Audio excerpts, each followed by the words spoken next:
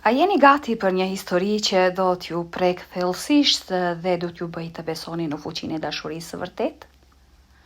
Çfarë ndodh kur një burr i pasur humbë gjithçka dhe familja e tij e braktis, ndërsa gruaja e tij, dikur e pastre, bëhet shtylla e tij e vetme?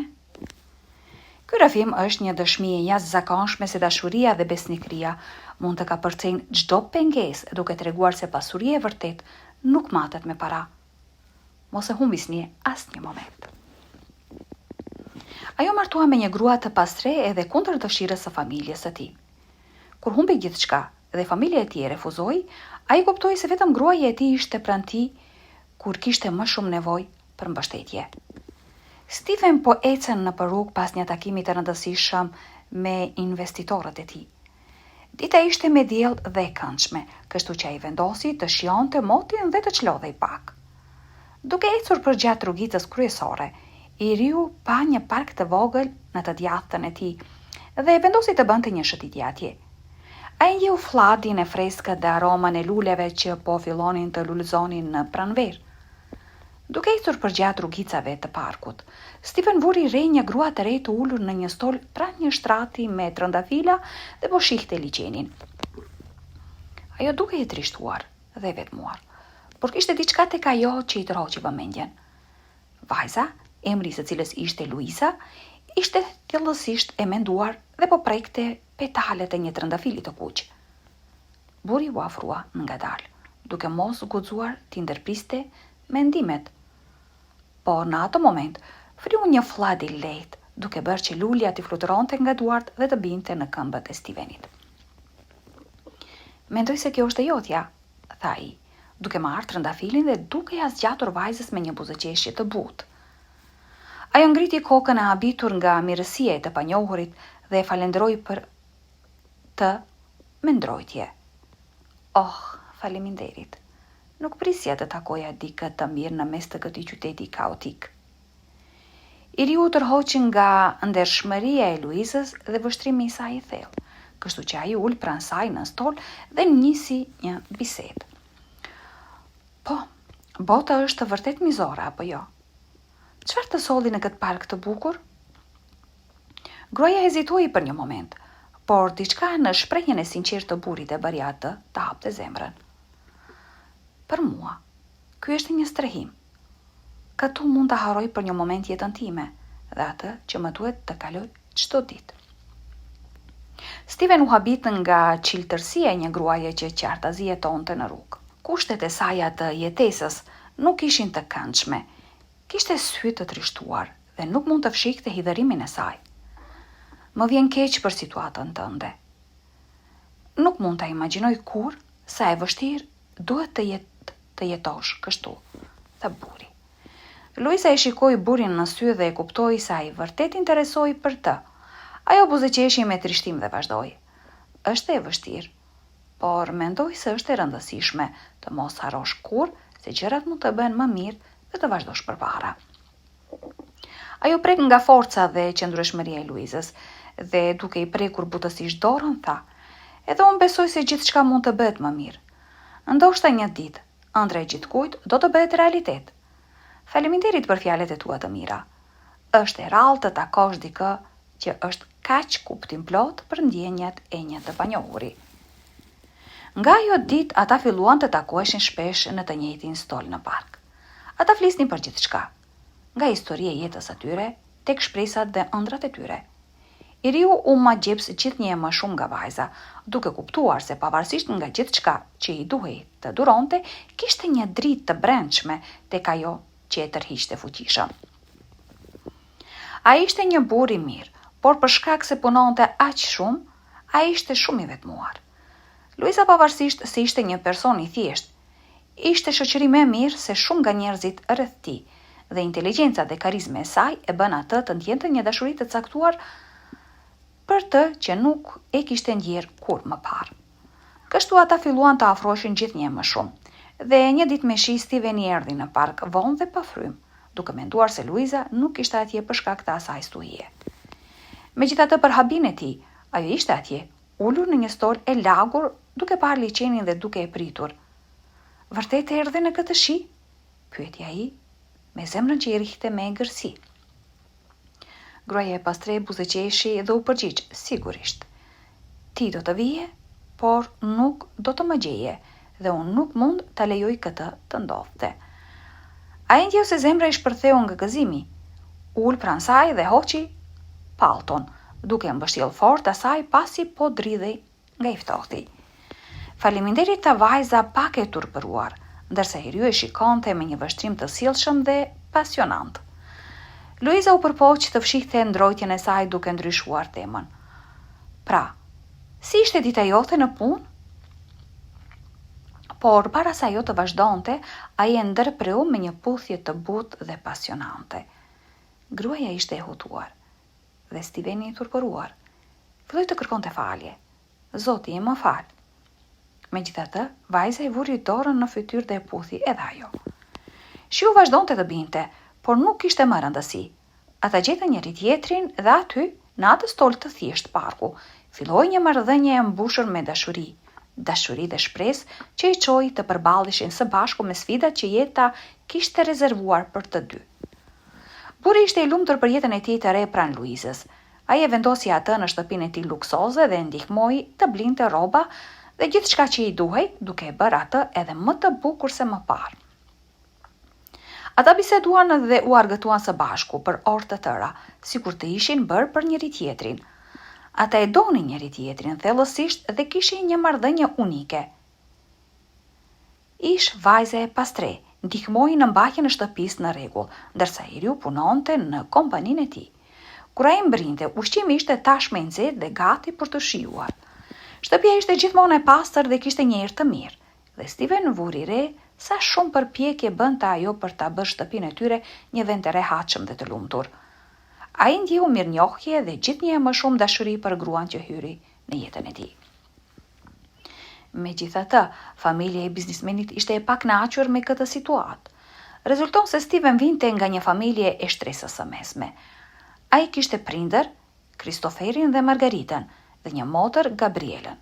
Në fakt, Kristoferi dhe Margarita ishin xhaxhai dhe tezja e tij, por i riu i konsideronte ata prindërit e tij, pasi prindërit e tij të vërtet vdiqën kur ai ishte ende fëmijë dhe Gabriela, kushërira e tij, ishte si motra e tij.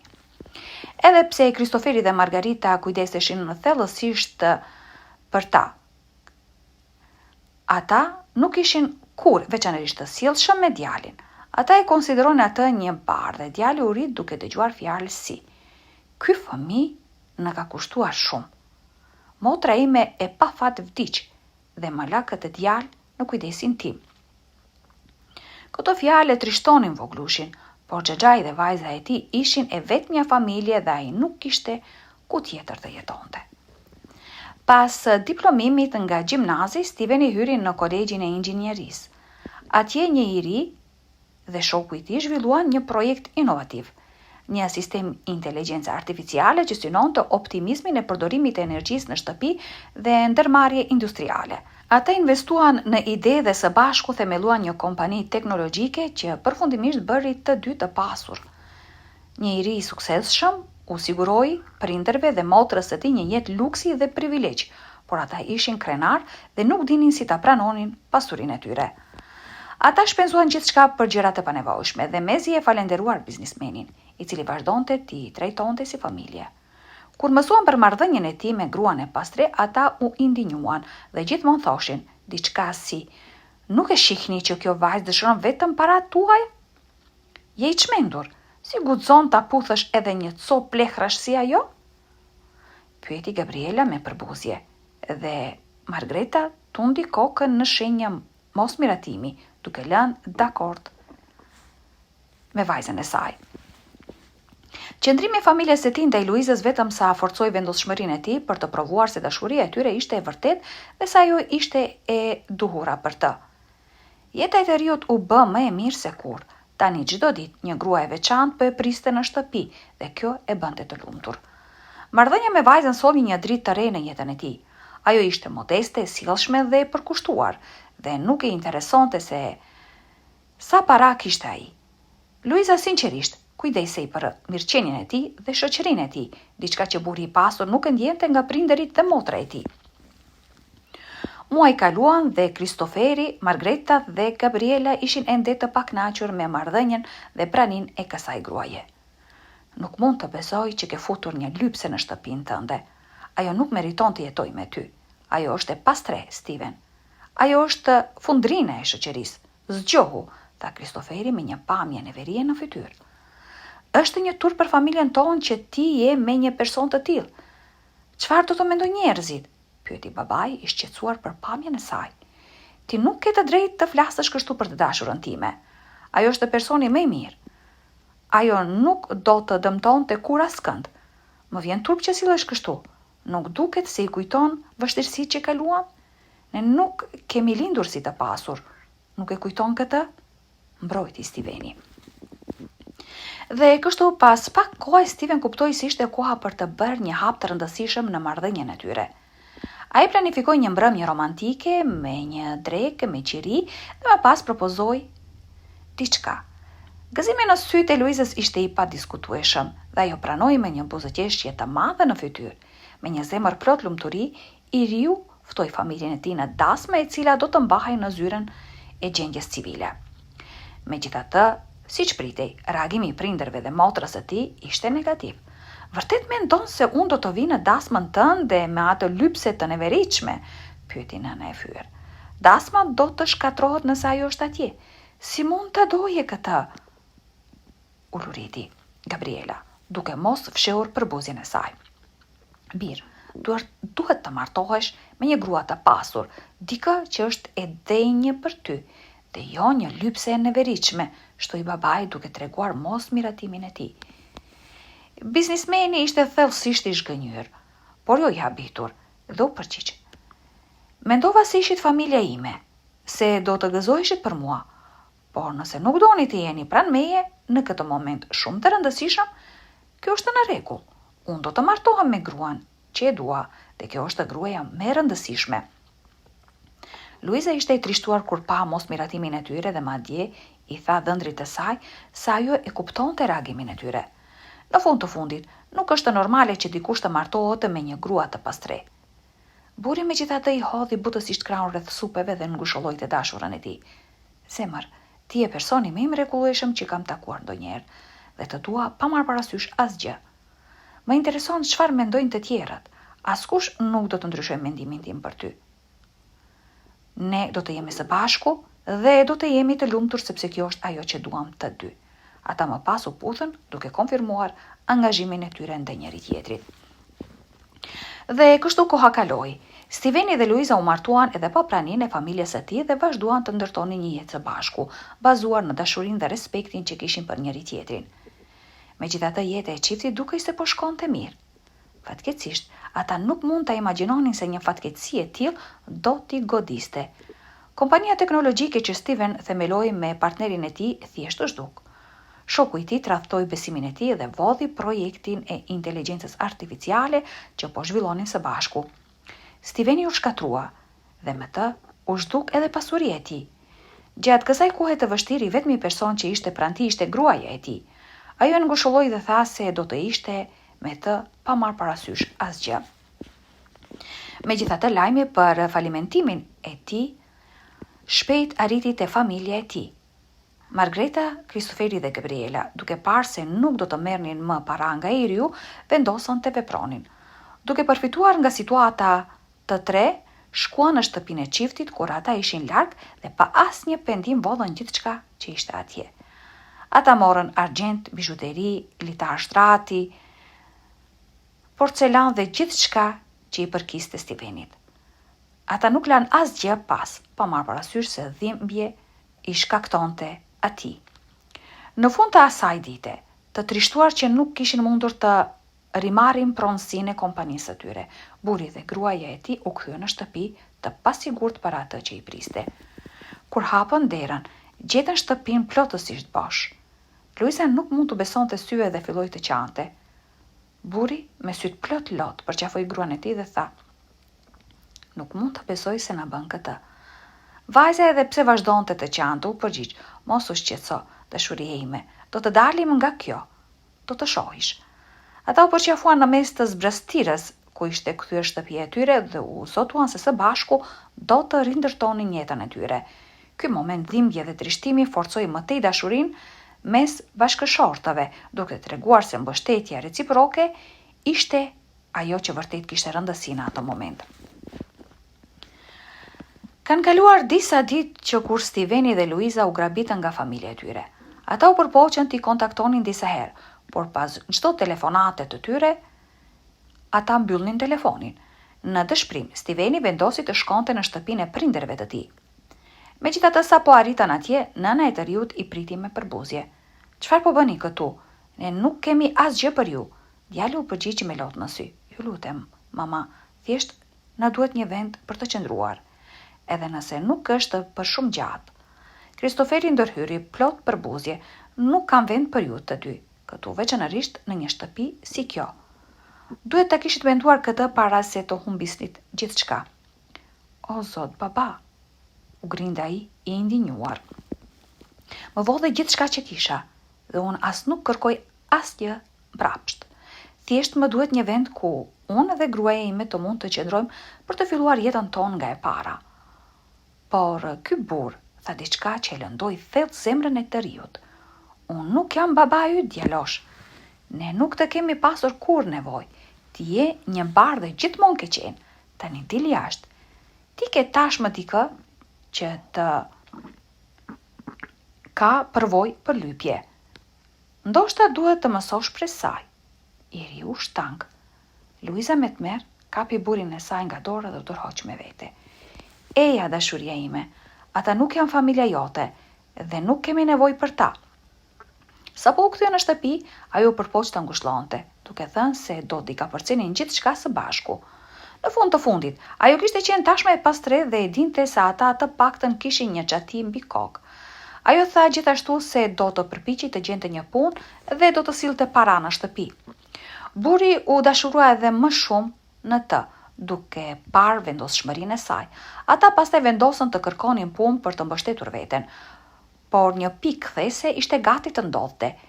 Një ditë, një grua po kontrollonte telefonin e saj celular kur mori një njoftim të papritur. Kriptomonedha që ajo bleu për disa qindarka vite më parë ishte rritur në mënyrë eksponenciale, duke mos u besuar syve. Ajo shikoi balancën në platformë dhe kuptoi se kishte $3 milion. "Steven," bërtiti ajo me sytë e habitur. "Nuk do ta besosh." Ai vrapoi drejt saj, i alarmuar. Luiza i tregoi telefonin e saj dhe burri mezi u besonte syve. "Ne jemi të pasur," tha gruaja me zërin që i dridhej nga emocionet. Steveni e përqafoi, ende duke mos u besuar syve dhe tashmë i emocionuar. "O zot, dashuria ime, kjo është e pabesueshme." Rezulton se jeta e Luizës ishte plot sprova dhe vuajtje. Ajo nuk ishte thjesht e pastre. Ajo ishte fëmia i vetëm i prindërve të thjesht që kishin vdekur tashmë, kështu që ajo gjithmonë duhej të luftonte për një jetë më të mirë, inteligjente dhe punëtore. Ajo mori një bursë në një universitet të njohur ku u specializua në ekonomi. Pas marrjes së diplomës, vajza filloi të punonte në një bankë ku takoi burrin e saj të parë, një burr simpatik dhe të suksesshëm me emrin Jimmy. Ata kishin një djalë të vogël dhe ishin shumë të lumtur. Megjithatë, jeta e të res u shkatrua kur martesa e saj përfundoi në tragjedi. Jimmy ishte përfshirë në aktivitete të paligjshme dhe kur u kap, ai mori djalin e tij të vogël, e futi në makinë dhe u largua, duke lënë gruan e tij pasi mendoi se ajo do të paguante për krimet e tij. Zbulimi i përfshirjes së tij në krim njollosi reputacionin e Luizës dhe ajo përfundoi duke humbur punën dhe pothuajse duke shkuar në burg. Ajo shpenzoi gjithçka që kishte për të provuar se nuk kishte asgjë të bënte me krimin e burrit të saj dhe mbeti e falimentuar. Përveç kësaj, askush nuk donte të punësonte gruan e kriminalit, kështu që vajza nuk mund të gjente më punë. Megjithatë, shëndeti i saj mendor nuk ishte më në gjendje më të mirë, pasi ajo nuk mund të pajtohej me faktin se ky mashtrues kishte marrë djalin e saj në një vend të panjohur. Ajo nuk do të kishte menduar kur se do të pësonte një humbje kaq të pariparueshme. Pasi shpenzoi gjithë energjinë e saj duke kërkuar foshnjën e saj, gruaja zbuloi se Jimmy dhe djali kishin qenë viktima të një aksidentit automobilistik që u kishte marrë jetën. Nëna e shkret humbi botën e saj, plotësisht e shkatruar dhe pa mbështetjen e familjes dhe miqve. Ajo u detyrua të jetonte në rrugë. Derisa punonte në bank, ajo kishte bler tashmë disa dhjetra Bitcoin nga një kompani pak e njohur. Megjithatë, për shkak të gjitha problemeve që hasi, vajza përfundimisht të harroi këtë blerje. Në përvjetorin e parë të vdekjes së djalit të saj, një nën e re vendosi të këpuste një trëndafil të kuq në kopshtin e parkut për të nderuar kujtimin e tij. Ajo ul në një stol dhe shikoi me mendime liçenin dhe kështu takoi Stevenin. Tani që çështja financiare është zgjidhur, çifti ka një shans për të rindërtuar jetën e tyre së bashku, duke treguar se edhe përballë fatkeqësive, dashuria dhe vendosshmëria mbizotrojnë. Ata themeluan një kompani konsulence teknologjike dhe financiare, duke u mbështetur në prapavien e Stevenit si inxhinier dhe prapavien e Luizës si ekonomiste. Kompania shpejt u bë e suksesshme, duke u siguruar atyre një jetë të begatë dhe të lumtur. Ndërkohë, ish familja e të riut, të cilët kishin vjedhur gjithçka që kishin, shpejt u gjendën në vështirësi financiare siç pritej. Pa mbështetje financiare të biznismenit, ata nuk ishin në gjendje të ruanin stilin e tyre të jetës luksoze dhe shpejt kuptuan se sa i vlefshëm ishte i riu për ta. Dhe meqense ishin plotësisht të falimentuar, ata shkuan në shtëpinë e çiftit për të kërkuar mbështetje. Margreta foli duke u përpjekur të dukej e penduar. Birim, ne erdhëm këtu për të kërkuar falje. Ne ishim të tmerrshëm me ty dhe Luizën. Dhe tani kuptojmë se sa të rëndësishëm jeni për ne. Po birë, ne bëjmë gabime, por të gjithë njerëzit bëjnë gabime dhe tani kemi nevojë për ndihmë. A mund të na jepni themi rreth 100.000? Vazhdoi Kristoferi. Megjithatë Steveni u afrua dhe i shikoi ftohtë dhe me gjithë urrejtjen në zemrën e tij u përgjigj: "Unë nuk jam mbiryt. Dil jashtë prej këtu." Të tre nuk u besonin veshve dhe madje u përpoqen të kundërshtonin, por nuk mundën të bënin asgjë. Ata e dinin se marrëdhënia që kishin nuk do të restaurohej kur dhe djali nuk do t'i pranonte më kur në jetën e tij. Ata u larguan dhe çifti nuk i pa më kur. Shumë shpejt pas kësaj, Luiza zbuloi se ishte shtatzën. Ajo dhe burri i saj ishin tepër të gëzuar. Kur lindi foshnja, ata u ndjen të lumtur që kishin një tjetër shans për të jetuar dhe për të filluar një familje së bashku. Ish gruaja e pastre, nuk harroi kur për fëmijën e saj të parë, por ajo e dinte se ai do të mbetej gjithmonë në zemrën e saj. Dhe së bashku me Stevenin, ajo ishte e vendosur të ishte nëna më e mirë për foshnjën. Ata krijuan një familje të dashur dhe të ngushtë dhe treguan se nuk ka rëndësi në çfarë situate ndodhesh, gjëja kryesore është dashuria. Të dashur shikues, a do t'i falnit prindërit tuaj nëse do të ishit në vendin e Stevenit? Ju lutemi na tregoni në komente dhe nëse ju pëlqeu kjo video, atëherë bëni pëlqej dhe abonoheni në kanalin ton. Mirupafshim.